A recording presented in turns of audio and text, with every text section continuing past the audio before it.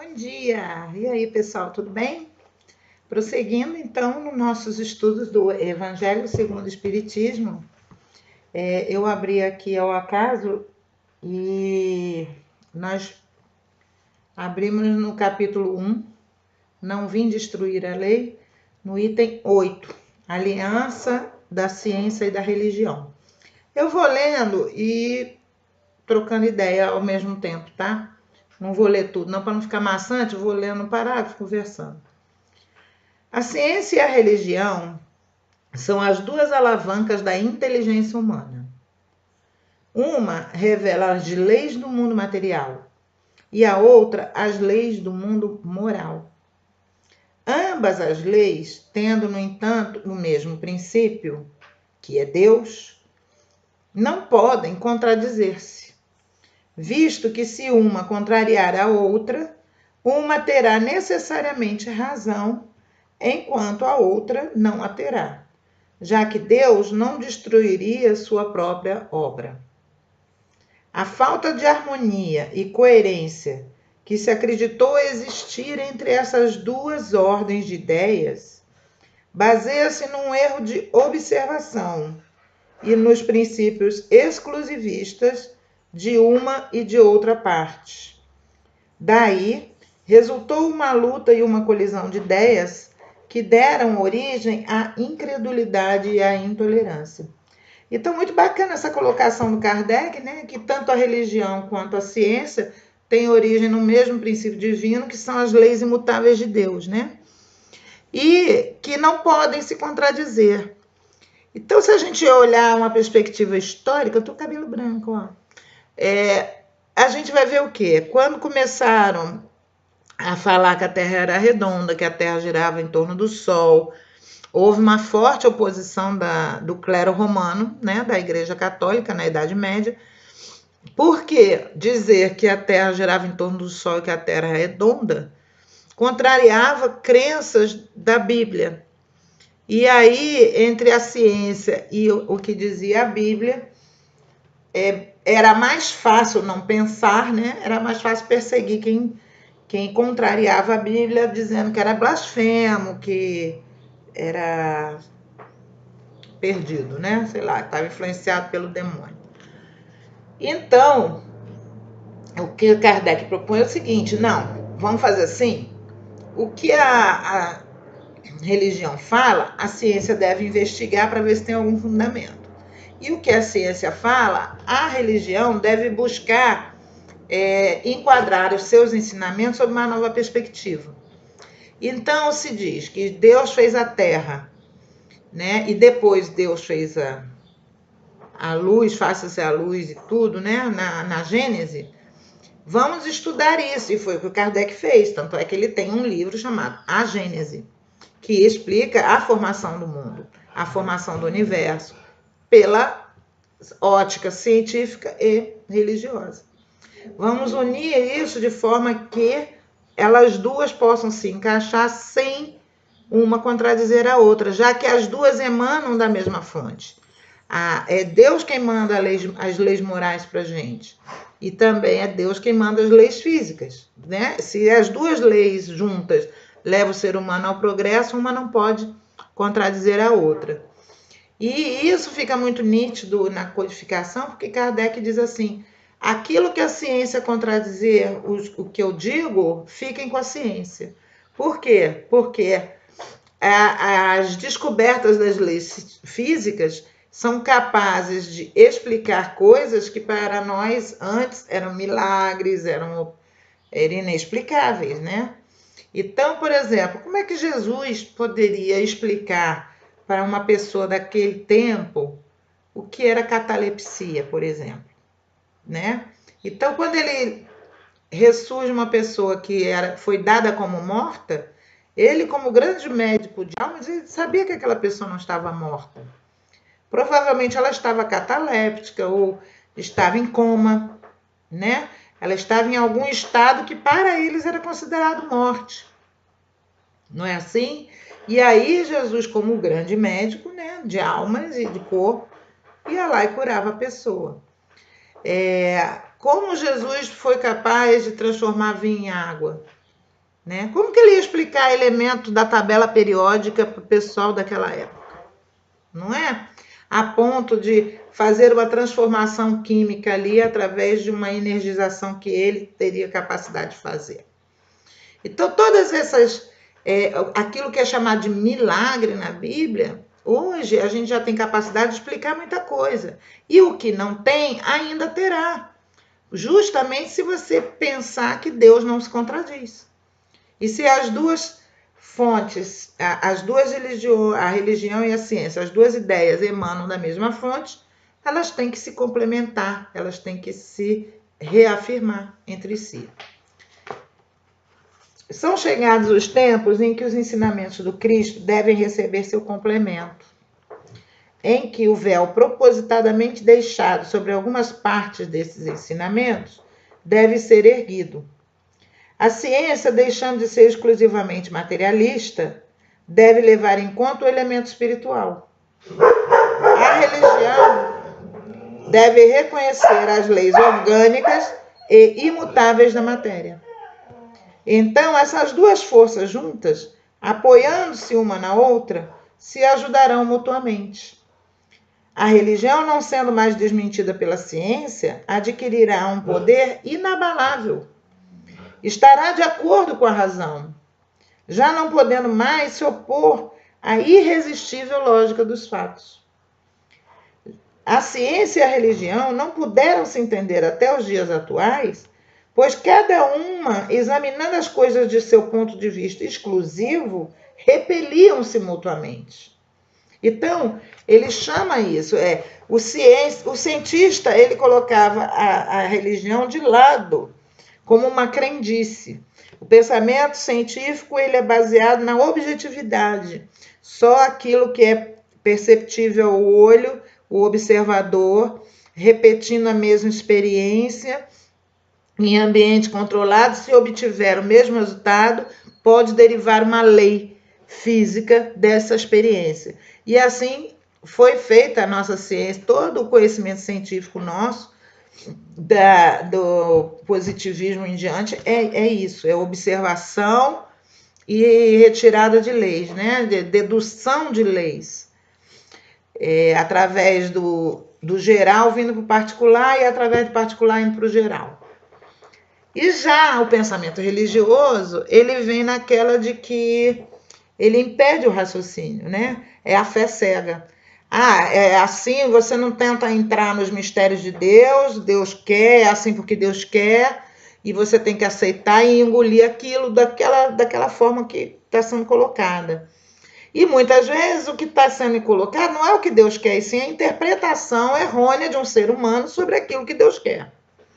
Né? E o que o Kardec propõe é isso. No momento em que a religião se apoiar na ciência, ela vai ter um poder moral sobre o ser humano fantástico. Por quê? Porque vai ser corroborada pela razão. Não será mais uma fé cega. Será uma fé que tem por base a lógica. Vai, entendeu?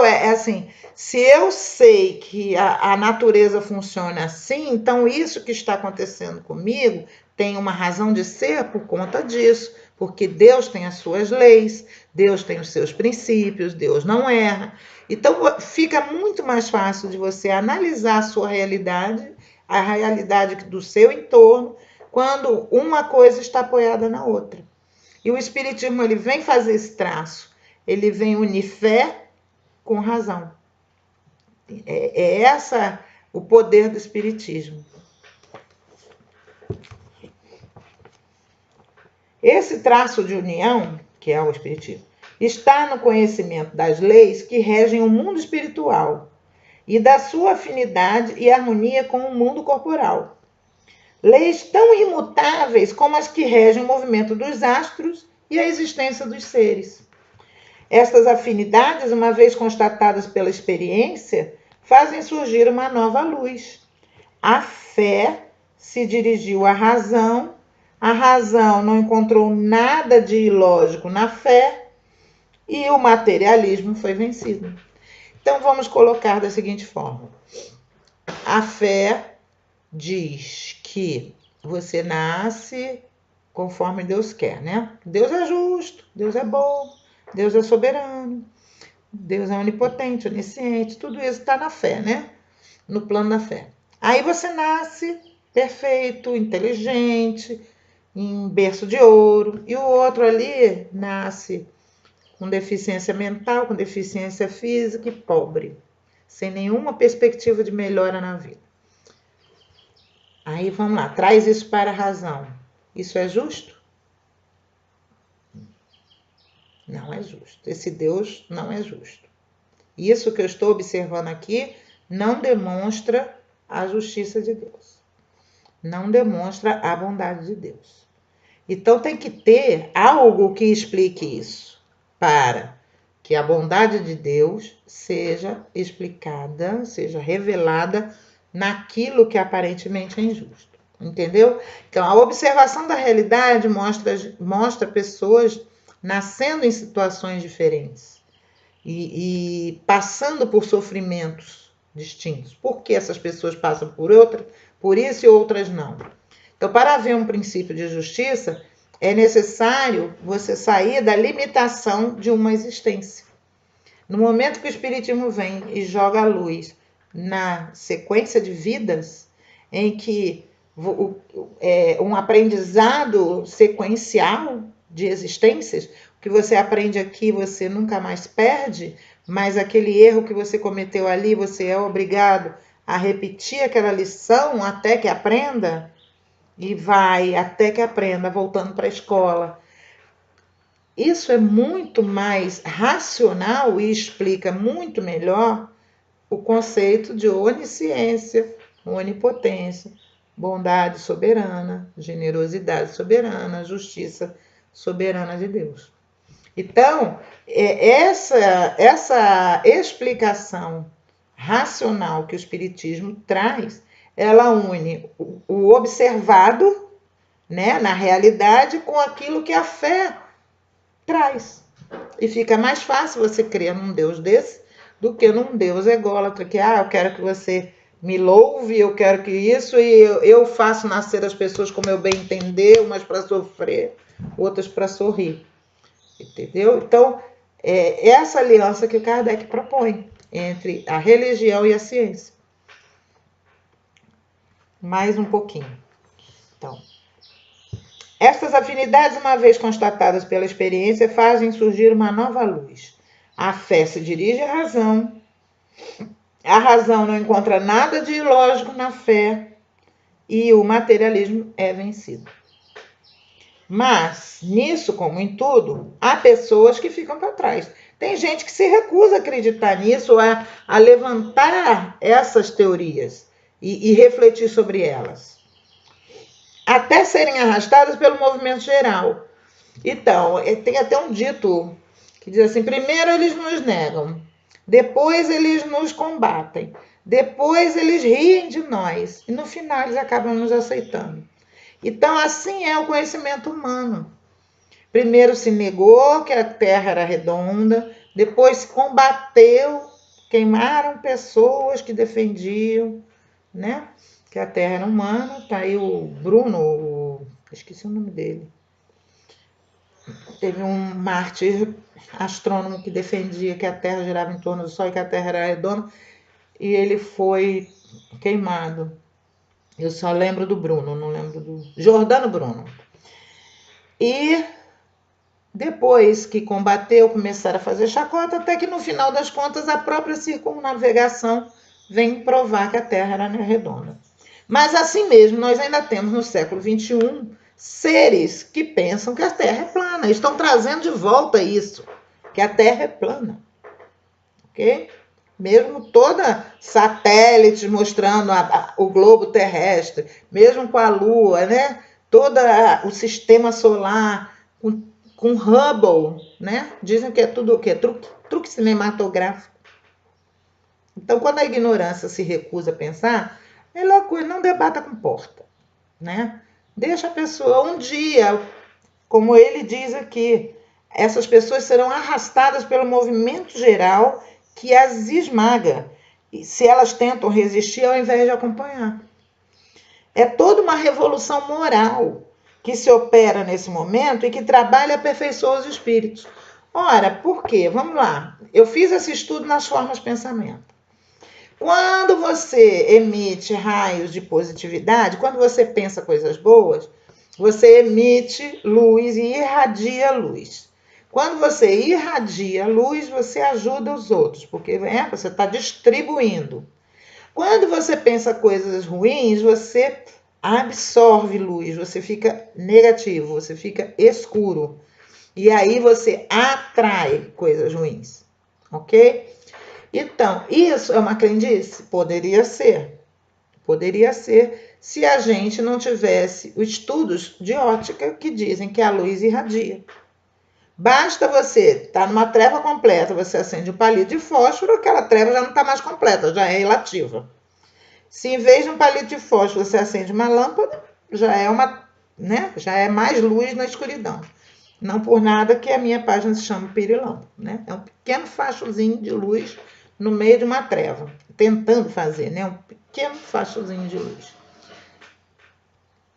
Após ser elaborada durante mais de 18 séculos, ela chega à sua plena realização, essa revolução moral. E vai marcar uma nova era da humanidade. As consequências dessa revolução são fáceis de se prever.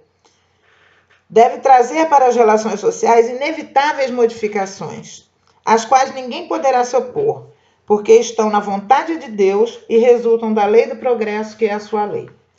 Aí você vem, eu tenho uma pessoa muito querida no meu coração que não acredita em nada disso. E ela diz assim, mas o mundo está piorando, a gente não vê o mundo melhorar, isso aí é tudo balela. Há controvérsias. Balelas são controvérsias. O que acontece? Vamos dar um marco teórico aqui. Durante a perseguição dos cristãos, há 2000 anos atrás, os seres humanos se dirigiam aos estádios, que como a gente hoje vai ao Maracanã, iam-se para as arenas para assistir o quê? Leões matando e comendo cristãos, né? Gladiadores se matando, as pessoas ficavam ali sedentas de sangue e tudo. Hoje ainda tem touradas na Europa, mas tem muita gente brigando contra isso. E ai de quem queira fazer isso com seres humanos. Não tem espaço moral para isso acontecer mais na Terra. Isso é um sinal de evolução. O Espiritismo, ele não vem, como eu já disse, para fazer proselitismo. Pelo contrário, ele vem para unir as religiões em torno desse traço de união racional, em que você pode estudar suas escrituras à luz da eternidade e não de um ponto de vista apenas de uma existência, que pode variar de alguns minutos a 100 anos, né? E você ser julgado para o resto da sua da eternidade por o que você fez nesse pequeno intervalo. Então o Espiritismo ele vem para te dar essa amplitude de visão e você poder fortalecer a sua fé. Por quê? Porque ele vem comprovar a onisciência, a onipresença, a justiça de Deus e a bondade de Deus. E aí há uma clara evolução na humanidade quando você coloca isso. Hoje não há espaço para você encher um estádio de pessoas e jogar leões famintos para comer gente. Existe isso? Não existe. Né? Toda a evolução do direito penal no mundo começa com Beccaria na Idade Média, quando ele faz dos delitos e das penas, e ele analisa as penas corporais, né? A tortura. A tortura era básica em todas as prisões da Idade Média. E ela vem naturalmente sendo combatida a ponto de, no Brasil, na nossa Constituição, enquanto ela existiu, ser um crime inafiançável, não é tolerada a tortura, né? É banida no Brasil. Muito embora nós tenhamos seres extremamente destrutivos, encarnados, espíritos embrutecidos, fazendo crer que é natural ao cristão defender a pena de morte e a tortura. Mas se um cristão não tiver preguiça de pensar, ele vai ver o quanto a tortura e a pena de morte são contrárias ao que Jesus pregou. Isso aí é a razão sustentando a fé. Entendeu? Eu ontem vi no meu Facebook um lamento sobre a morte de um rapaz num assalto ali no túnel Noa Rosa, né? As pessoas lamentando, chocadas por conta da violência no Rio de Janeiro e tudo. E aí, num lance de vista materialista, o que eu vi? Um rapaz dizendo, fazendo um desabafo revoltadíssimo, dizendo: cadê os direitos humanos? Olha que imbecilidade, gente. Se o ser humano não defende direito humano, ele está defendendo o quê? Ah, porque direito humano é só para preso. Não, isso é a maior imbecilidade que já jogaram para você. Direitos humanos foram o que fizeram o quê? Com que você tivesse direito de idoso, direito da criança, direito do ambiente, direito do consumidor, direito do trabalho. Tudo isso é direito humano. Se hoje você tem esse conjunto de proteções, é porque houve em algum momento um pensamento de que o ser humano teria uma dignidade só por ser um humano. E que, independentemente de nacionalidade, de religião, de credo, de cor, seja lá do que for, ele tem direitos básicos. E isso serve para todos. Só que esses direitos humanos, eles só são acionados quando existem grupos em situação de risco. E aí, geralmente, quem diz, cadê os direitos humanos? São as pessoas que não estão em grupo nenhum de risco. É o homem branco, ou é o rico. Pega uma pessoa que está sendo revistada todo dia na favela, que tem um policial que chuta sua porta e invade sua casa para revistar. Pergunta a ela se direito humano para ela não valeria a pena. Há uma lei que proibisse isso acontecer. O Brizola ele foi muito criticado porque ele proibiu a PM de fazer esse tipo de coisa. Dizem que foi por causa dele que a violência cresceu. Como se todo bandido fosse pobre. Né? Se fosse pobre, o Congresso então seria um lar de santos. Mas nós temos um Congresso corrupto, ladrão, feito só de gente rica, que teve acesso à faculdade, que teve acesso ao ensino. Então, qual é a explicação? É o caráter. E o caráter não tem classe social. O caráter é de cada um com Deus. E não tem religião. Porque você vai ter o católico safado e o católico bacana. Você vai ter o evangélico safado e o evangélico bacana. Você vai ter o espírita safado, o espírita bacana. O umbandista safado, umbandista bacana. O budista safado, o budista bacana. É só vocês analisarem. Porque o caráter é da evolução de cada um. É do que você está fazendo com os ensinamentos da sua religião na sua vida. Religião não é para você impor para o outro. Religião é para transformar intimamente. Ok, crianças? Já falei demais. Esse vídeo eu dirijo a você, meu menino, que é o que mais questiona esse materialismo com religião, tá? Rafa, é para você. Beijo da tia, beijo da Lelê para todo mundo. Bom sábado.